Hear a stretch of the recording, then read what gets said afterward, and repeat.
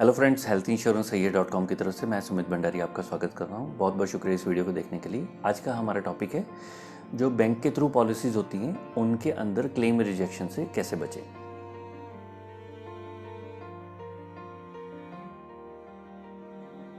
देखिए, हमने कुछ 3-4 महीने के लिए कुछ अपनी सर्विस स्टार्ट की थी कि जिसके अंदर हम फ्री क्लेम गाइडेंस दे रहे हैं। तो हमारे पास 3-4 दिन पहले ही कोई पर्सन है चेन्नई से, उन्होंने कांटेक्ट किया। तो उनकी पॉलिसी चल रही थी किसी बैंक के अंदर, और ग्रुप पॉलिसी उन्होंने ली थी 2010 के अंदर। तो 2010 में पॉलिसी ली। वो बैंक का नॉर्मली ऐसा होता है, मैं नॉर्मली लोगों को बोलता हूँ ये बैंक के साथ जो पॉलिसी होती है वो भी सस्ती होती है, तो लॉन्ग टर्म के अंदर ये चलेंगी नहीं। 5 साल चलेगी, 3 साल चलेगी, 10 साल चलेगी, भगवान जानता है। एक ना एक दिन जाके जब क्लेम रेशियो उस पॉलिसी में ज़्यादा हो जाएगी तो वो पॉलिसी ने बंद ही हो जाना है, मजबूरी में करना पड़ेगा। क्योंकि इंश्योरेंस कंपनी बैंक को बोलती है कि जी आप अपनी इस पॉलिसी के क्लेम बहुत ज़्यादा आ गए हैं तो अब इसका प्रीमियम बढ़ाइए। तो प्रीमियम बढ़ाएंगे तो बैंक का तो माल बिकेगा नहीं। तो बैंक को तो पॉलिसी क्यों बेच रहे हैं? क्योंकि बैंक को अपने अकाउंट खोलने हैं। कोई सोशल सर्विस तो कोई कर नहीं रहा है ना। सोशल सर्विस कर रहे थे तो आज बैंकों के अंदर मिनिमम बैलेंस नाम की कोई चीज़ ही ना होती। तो जब कोई पॉलिसी इस टाइप के अंदर एंटर करता है तो इस चीज़ के लिए हमेशा रेडी करिए, कभी ना कभी जाके ये पॉलिसी बंद हो जाएगी।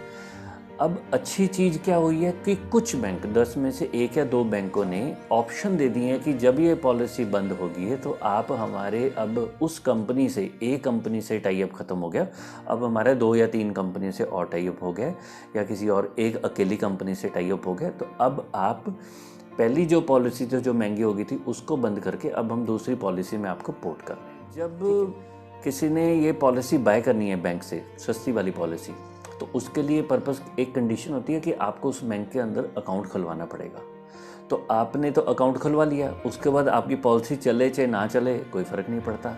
चलेगी तो बैंक को कहीं ना कहीं से, क्योंकि उस पॉलिसी का जो मालिक है, जो पॉलिसी कर रहा है, चाहे आप उसको एजेंट मानिए या इंटरमीडियरी मानिए या इस पॉलिसी का जो असली मालिक है, ठीक है, तो वो बेसिकली बैंक होता है। ये एक मास्टर पॉलिसी होती है जिसको ग्रुप इंश्योरेंस बोली जाती है। आप इस पॉलिसी के अंदर सिर्फ इंश्योर्ड हो, इस पॉलिसी के मालिक नहीं हो आप।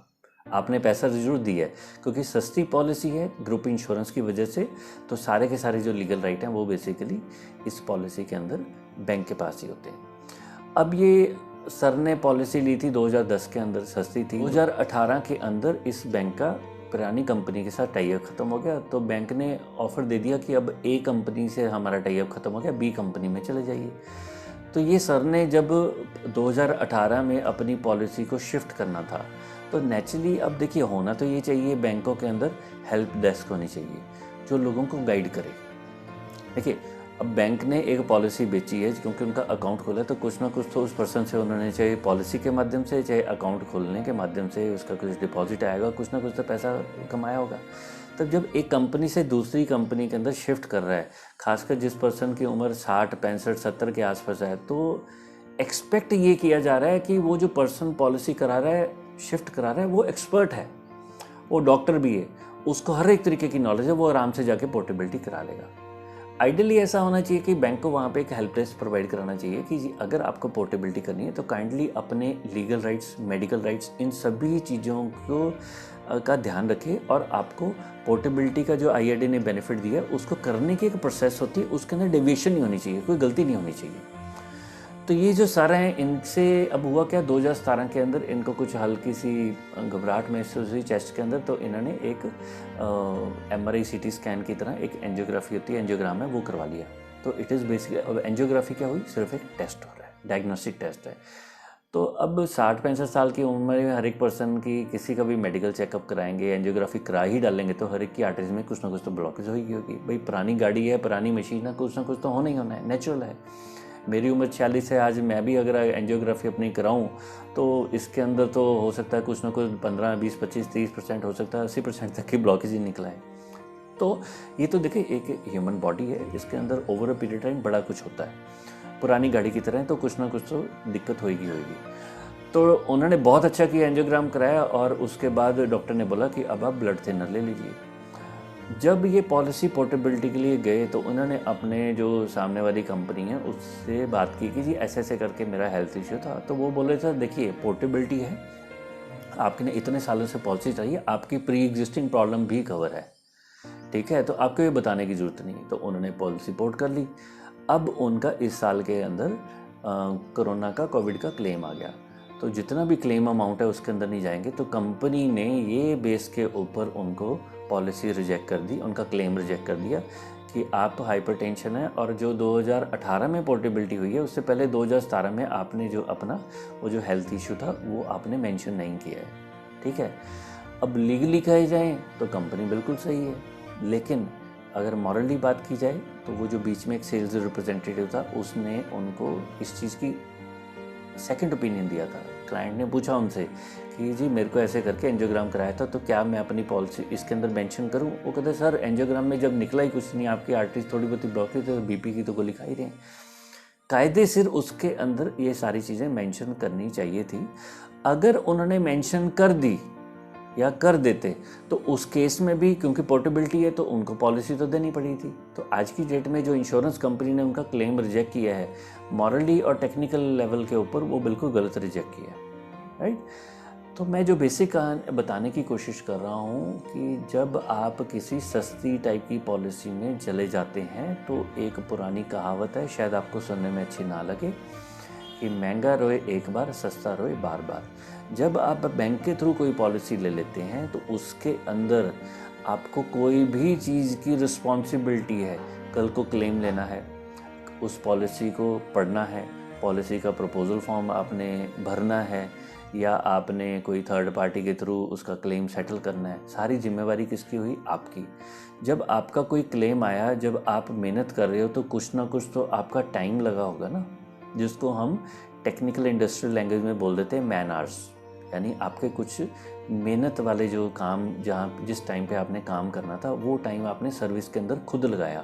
तो वो अगर एक बंदे की घंटे की इनकम 100 रुपया भी है तो आप लगाइए कितने घंटे आपके उस क्लेम के चक्कर में लगे और आपका कितना पैसा उसके अंदर वेस्ट हो गया, ठीक है। तो टेक्निकली देखिए ये एक सर्विस इंडस्ट्री है, इसके अंदर बहुत सारी ह्यूमन एलिमेंट है। कंपनी एक्सपेक्ट करती है कि जो एक इंश्योरेंस पॉलिसी बाय कर रहा है आज की डेट में वो एक डॉक्टर है ना, उसको अपनी हेल्थ कंडीशन का सब मालूम है। 40, 50, 60, 70, 80 साल की उम्र में जब वो एक बैंक के थ्रू पॉलिसी बाय करता है, सबसे बड़ी प्रॉब्लम है उस पॉलिसी में एक बहुत बड़ी, जिसे कहते हैं एक लालच इस तरीके का होता है कि उस पॉलिसी के अंदर मेडिकल चेकअप नहीं करवाया जाता। अब जिस पर्सन को आज की डेट में जैसे कोरोना चल रहा है, या आज से कुछ साल पहले भी लोग कहते थे बिना मेडिकल के पॉलिसी मिल रही है तो चलो फ़ायदा हो रहा है, 7 करोड़ पॉलिसी हो जाएगी। पॉलिसी तो मिल जाएगी, क्लेम मिलेगा कि नहीं मिलेगा, यू नो। तो अगर किसी तरीके का ऐसा कोई पर्सन R&D करे, एनालिसिस करे, तो ये जो बैंक टाइप की पॉलिसीज़ होती हैं, या आपने क्रेडिट कार्ड के साथ कोई पॉलिसी आपको दी जाती है, या ऑनलाइन किसी सिस्टम के थ्रू आपने कहीं पे लोन लिया उसके साथ पॉलिसी दी जाती है, एक ऑफ़र दे दी है, आपका मन एक ललचा गया है, आपको सस्ते में कुछ मिल रहा है, आपने ले लिया, ठीक है। लोन के साथ तो ज़बरदस्ती लेनी पड़ रही है। क्रेडिट कार्ड में कोई सुंदर सी आवाज़ में आपसे बात करेगा तो कई बार लोग पिघल भी जाते हैं, यू नो, तो पॉलिसी ले लेते हैं, यू नो। तो देखिए मजाक की बात नहीं है कि जब हम पॉलिसी ले रहे हैं, एक चीज़ बहुत ध्यान रखिए, ये एक तरीके का इस टाइप का एक सिस्टम है कि अगर कोई चीज़ सस्ती है तो कभी ना कभी वो महंगी आपको कॉस्ट करेगी। अगर कोई चीज़ महंगी है तो हो सकता है उसके अंदर इतनी अच्छी कोई वैल्यू दी हुई है, कंपनी ने अपना खर्चा किया हुआ है सिस्टम्स के ऊपर, टेक्निकल आपको कस्टमर केयर के अंदर ऐसे सिस्टम किए हुए हैं कि आपको जब क्लेम आएगा आपको सर्विस ही इतनी आनंद की मिलेगी, ठीक है। तो कोशिश करिए तो इस टाइप की पॉलिसीज़ मत लीजिए। मजबूरी है, पैसे की कमी है, ज़रूर लीजिए, लेकिन जब लेना भी है तो फिर वही बात, चाहे यहाँ से पॉलिसी लीजिए, वहाँ से लीजिए, जिस मर्जी से लीजिए, आपको उस पॉलिसी के प्रपोजल फॉर्म को पढ़ना है। नहीं समझ आता तो उस पर्सन से एडवाइस लीजिए कि जी इसको भरना कैसे है। कभी भी बॉटम लाइन ये याद रखिए कि अगर आपको कोई हेल्थ कंडीशन मालूम है अपनी, ठीक है, ज़िंदगी में कभी कुछ हुआ है, सामने वाला जो मर्जी बोले, ठीक है, मैं तो बड़ा ब्लंटली इस चीज़ को बोलूँगा कि उसको दफ़ा होने दीजिए, जो मर्जी वो बोलता है, बकवास करता है, करने दीजिए। बड़ा क्लियरली है, आपको जब पॉलिसी रिन्यू करानी है, आपकी ज़िंदगी में कभी भी कोई हेल्थ हिस्ट्री है उसको मेंशन करना कंपलसरी है। अगर आप कहते हैं कि मेरे को क्लेम लेना है तो आपको वो मेंशन करना ही पड़ेगा। आपको कोई जजमेंट का राइट नहीं है कि ये ना उस पर्सन को राय देने का हक है। किसी दोनों में से किसी के पास ये राइट नहीं है, ठीक है, और होना भी नहीं चाहिए। आपके पास कोई चॉइस ही नहीं है। कोई हेल्थ कंडीशन है, प्रेगनेंसी के दौरान बीपी बढ़ गया, प्रेगनेंसी के दौरान थायराइड बढ़ गया, कभी किसी टाइम टांग टूटी थी, रॉड पड़ी हुई है, कभी ज़िंदगी में टीबी हुआ था, ठीक हो गया, कोविड होके हटा है। देखिए कोविड का टॉपिक निकला है। कोविड के अंदर ये आज की डेट में लिमिटेशन हो गई है मैक्सिमम कंपनीज़ में। आज मुझे जून के अंदर मेरे को कोविड हुआ और मैं 10 जून को कोविड से रिकवर कर गया। तो मैक्सिमम कंपनी में 6 महीने, 9 महीने, 45 दिन तक मैं पॉलिसी लेने के लिए एलिजिबल ही नहीं हूँ।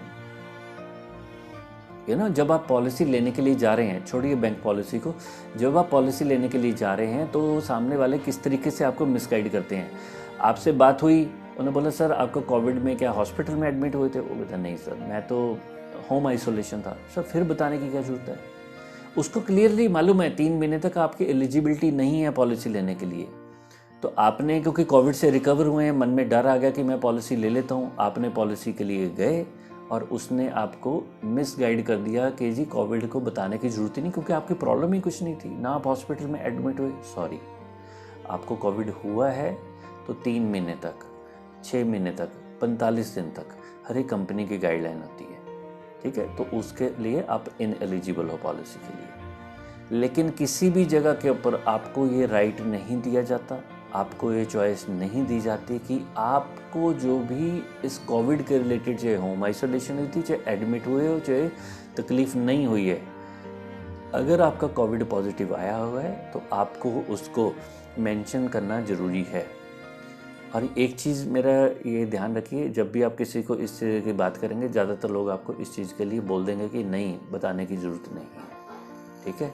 तो फिर वही बात है कि अपने को आने वाले टाइम में इसी पॉइंट को लगा के, कल को डेंगू का क्लेम आ गया, टांग टूट गई, हार्ट की प्रॉब्लम हुई, तो इस क्लॉज को निकाल के कि जी आपके आधार कार्ड से हमने ट्रेस किया, क्योंकि कोविड के साथ आधार कार्ड लिंक है, तो कोई भी क्लेम आएगा, आजकल हर एक क्लेम के अंदर चेकिंग होती है, इसका कोविड का क्लेम आया कि नहीं आया।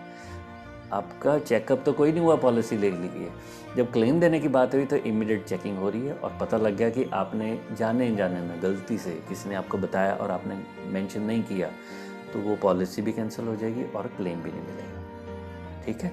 तो मोटी बात ये है, कोई मर्जी पॉलिसी लीजिए, जहाँ मर्जी से लीजिए, कुछ अच्छे प्रिंसिपल्स होते हैं फॉलो करने के लिए। सस्ती पॉलिसी के चक्कर में मत पड़िए, और कोई अगर मजबूरी में लेनी पड़ी है ले लीजिए, लेकिन हर केस के अंदर आपको हर चीज़ मेंशन करनी है। चाहे आपकी पॉलिसी पोर्टेबिलिटी हो रही है, बैंक में एक जगह से दूसरी में जा रहे हो, चाहे फ्रेश पॉलिसी ले रहे हो, हेल्थ कंडीशन बताना ज़रूरी है। ये राइट या ये जजमेंट करनी कि आपको पॉलिसी मिलेगी, क्या कंडीशन आएगी, क्या लोडिंग आएगी, क्या जुर्माना लगेगा, ये कंपनी का काम है, ये आपको हेडेक लेने की ज़रूरत नहीं है। आपको किसी पर्सन ने ये एडवाइस किया, किसी कॉल सेंटर वाले ने, किसी एजेंट ने या किसी ने, और उसने ये बोल दिया कि जी मेंशन करने की ज़रूरत नहीं है, तो वहाँ से भाग जाइए। उस पर्सन को दूर से माथा टेकिए कि जी मेरे को माफ़ करो और किसी और से पॉलिसी कराओ, ठीक है। तो ये नहीं मैटर करता कि कहाँ से पॉलिसी करा रहे हैं, लेकिन किस तरीके से पॉलिसी बाय करते हैं वो मैटर करता है, ठीक है। तो मेरी एक हिदायत है, खासकर जब आप बैंक के साथ जुड़े हो तो कभी भी कोशिश करिए ऐसी पॉलिसी से, जब भी पोर्टेबिलिटी का टाइम आएगा आपको हर एक हेल्थ कंडीशन डिक्लेयर करनी ही करनी है। अगर आपकी 4-5 साल से पॉलिसी चल रही है और आपको आज पता लगा कि नहीं, पॉलिसी लेते हुए मैंने 2010 में, 2005 में कुछ बताना भूल गया, तो इस ऐसी मतलब मिसकंसेप्शन में मत रहिए कि नहीं बहुत पुरानी पॉलिसी होगी तो नहीं मेरे को तो क्लेम मिल ही जाएगा। नहीं, आपको क्लेम नहीं मिलेगा, राइट। तो पॉलिसी कैंसिल भी हो सकती है। तो अपने लीगल राइट के साथ साथ अपनी लीगल रिस्पॉन्सिबिलिटी का भी ध्यान रखिए। पॉलिसी लेनी है सब कुछ बता के ही लेनी है। इस टाइप के अगर आपको इस टाइप की पॉलिसीज़ की जो पॉजिटिव एंड नेगेटिव देखनी है तो ऊपर एक डिस्क्रिप्शन में हम लिंक दे देते हैं, वहाँ पे आप जाके चेक कर सकते हैं। हमारे एक और वीडियो है ग्रुप पॉलिसीज़ के बारे में, बैंक पॉलिसीज़ के बारे में। जैसे एक पार्ट आ जाता है कि कुछ लोगों ने पॉलिसीज़ ली हुई हैं लेकिन वो उन्होंने अपने एम्प्लॉयर से ली हुई हैं, है ना। तो ऐसी पॉलिसीज़ में क्या, यानी एक क्वेश्चन आता है कि अगर मैं कहीं पे जॉब कर रहा हूँ और वहाँ पे मेरे पास कुछ ऑलरेडी पॉलिसीज़ चल रही हैं, तो क्या मेरे को अपनी पॉलिसी लेने की ज़रूरत है। तो ऊपर एक छोटा सा वीडियो है, उसको भी आप लिंक में जाएंगे तो आपको पता लग जाएगा कि भी नहीं, अपनी पॉलिसी क्यों लेनी चाहिए। इस वीडियो के डिस्क्रिप्शन में जाएंगे, हमने और बहुत सारे वीडियो दिए हुए हैं जहाँ पे आप जाके चेक कर सकते हैं कि भाई किस किस टाइप की चीज़ों का ध्यान रखना चाहिए, पॉलिसी कैसे बाय करनी चाहिए, क्लेम किस वजह से रिजेक्ट होते हैं, प्रपोजल फॉर्म को कैसे भरना है, क्लेम सेटलमेंट रेशियो की क्या ज़रूरत होती है। बहुत सारी चीज़ें हमने ऑलरेडी वीडियो डाले हुए हैं, आप उनमें से अपने जागरूक होइए। कोई वीडियो आपको अच्छा लगता है तो उसको लाइक कर सकते हैं, शेयर कर दीजिए। अगर ये चैनल आपको अच्छा लगा तो इसको सब्सक्राइब कर लीजिए, बेल नोटिफिकेशन को क्लिक कर देंगे तो कोई भी हमारा नया वीडियो आएगा आपको इमीडिएटली पता लग जाएगा। ठीक है, आपको वीडियो अगर अच्छा लगता है तो कोशिश करिए इसको सब्सक्राइब करिए, ज़्यादा से ज़्यादा लोगों तक इस वीडियो को पहुंचाने की कोशिश करिए। आपने इस वीडियो को देखने के लिए अपना टाइम निकाला, बहुत बहुत शुक्रिया। Thank you very much. Vande Mataram.